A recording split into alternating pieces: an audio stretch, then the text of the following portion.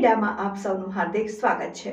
ખેડબ્રહ્મા નગરપાલિકામાં સરકારશ્રીના ગ્રાન્ટ ફાળવવામાં આવેલ 7 કરોડના કામમાં વિરોધ પક્ષ સાથે અન્યાય થતા ચીફ ઓફિસર સાહેબને આવેદનપત્ર આપવામાં આવ્યું। ખેડબ્રહ્મા નગરપાલિકા દ્વારા સત્તા પક્ષ દ્વારા વિરોધ પક્ષ સાથે અન્યાય। ખેડબ્રહ્મા નગરપાલિકામાં બેઠેલા સત્તા પક્ષ દ્વારા સરકારશ્રીની ગ્રાન્ટ ફાળવણીમાં વિરોધ પક્ષના વિસ્તારમાં ન ફાળવાતા અને અન્યાય થતા નગરપાલિકા કચેરીએ વિરોધ પ્રદર્શન કર્યું હતું, જેમાં વિરોધ પક્ષના સદસ્યો તરફથી જાણવા મળેલ કે સરકારશ્રી તરફથી આવેલ ગ્રાન્ટોનું આયોજન 30 મે 2025 ના રોજ મળેલ જનરલ મીટિંગમાં અંદાજે 7 કરોડની ગ્રાન્ટ આવેલ હતી અને આ આવેલ ગ્રાન્ટનું આયોજન જનરલ મીટિંગમાં તમામ સભ્યોની હાજરીમાં કરવાનું હોય છે, પરંતુ આ નગરપાલિકામાં બેઠેલા સત્તા પક્ષને બ્રહ્મા બેઠેલા લાગે છે। તે પણ ખેડબ્રહ્માનો વિકાસ કરવો નહીં, પણ જે વોર્ડની અંદર ભારતીય જનતા પાર્ટીની પેનલ જીતી હોય ત્યાં જ કામ કરવાના તેવું લાગી રહ્યું છે। તો શું ખેડબ્રહ્માની જનતાએ નગરપાલિકા વિસ્તારની ચૂંટણીમાં ભાજપ કે કોંગ્રેસને જોઈને મત નતા આપ્યા?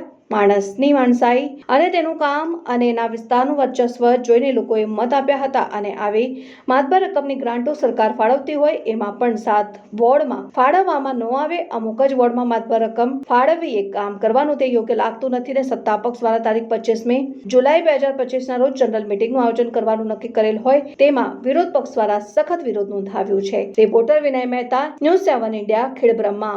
પાલિકાના ચીફ ઓફિસરને મળી અને અમારા ખેડબ્રહ્માના વિરોધ પક્ષના જેટલા સભ્યો છે એમને મળીને અમે આવેદનપત્ર આવ્યું છે કે એમાં 7 કરોડની ગ્રાન્ટ અમને જાણવા મળ્યું હતું કે 7 કરોડની ગ્રાન્ટ આવી હોવા છતાં પણ વિરોધ પક્ષને વિશ્વાસમાં લીધા વગર એમના મનસૂબીથી નગરપાલિકાના એમના પોતાના વોર્ડોમાં જે જગ્યાએ કોંગ્રેસની પેનલો આવેલી છે એ વોર્ડમાં નહીં પણ એમના જે ભારતીય જનતા પાર્ટીના જે પક્ષે જેમને ચૂંટણી મોકલ્યા છે એમના વોર્ડમાં એમને આયોજન કરી દીધું। વિરોધ પક્ષના માણસો જ્યારે જાય ત્યારે એમનો જવાબ એવો મળે કે તમારા વોર્ડની અંદર ગ્રાન્ટ રોડ બધા બની ગયેલા છે, કોઈ રોડ બનાવવા છે। હું 2-4 વખત આવ્યો પણ મને જવાબ એવો ને અમે જાતે તપાસ કરી અને પછી અમે તમને રોડ બાબતમાં કહીશું। આવો અન્યાય થવાના કારણે અમે આજે બધા વિરોધ પક્ષના સભ્યો નગરપાલિકામાં ચીફ ઓફિસર મળીને રજૂઆત કરી છે। હવે આવતીકાલે જ્યારે જનરલ છે ત્યારે અમે પહેલો આ જવાબ લઈ અને પછી આગળની કાર્યવાહી જનરલની ચાલુ થશે।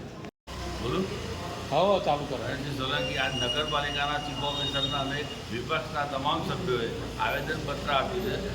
આવતીકાલે જનરલ સભાની મિટિંગ છે, તેની અંદર અંદાજે 7 કરોડની ગ્રાન્ટનું આયોજન કરવામાં આવે છે। એક જ પક્ષ તરફથી આયોજન કરવામાં આવે છે। અમારા ચાર બે વોર્ડની અંદર અમારા સભ્યો જીતેલા છે, તેમને અન્યાય કરવામાં આવે અને એમના પોતાના જે અંદર પોતાના સભ્યોનું જ આયોજન કરે છે। બીજું આ આવતીકાલે જે જનરલ સભા મળવાની છે તેમાં અમે અમારો પહેલો મુદ્દો આ જ મુદ્દો હશે, પછી આગળ જનરલ સભા ચાલવા દેવાની। બીજી વસ્તુ આ જનરલ સભાના જે એજન્ડા બહાર પાડે છે નવો, એના અંદર અમારા પ્રશ્નોત્તરનો એજન્ડા પણ લેવામાં નથી આવ્યો। અમે 3 મહિના સુધી હજી સુધી એમણે જનરલ સભાનું પ્રોસિડિંગ પણ પાકું કરી નથી, તો એમનો કોઈ બદ ઇરાદો છે કેમ તે માટે અમે બધાએ આજે ભેગા થઈ અને એક આવેદનપત્ર ચીફ ઓફિસરને આપવામાં આવ્યું છે।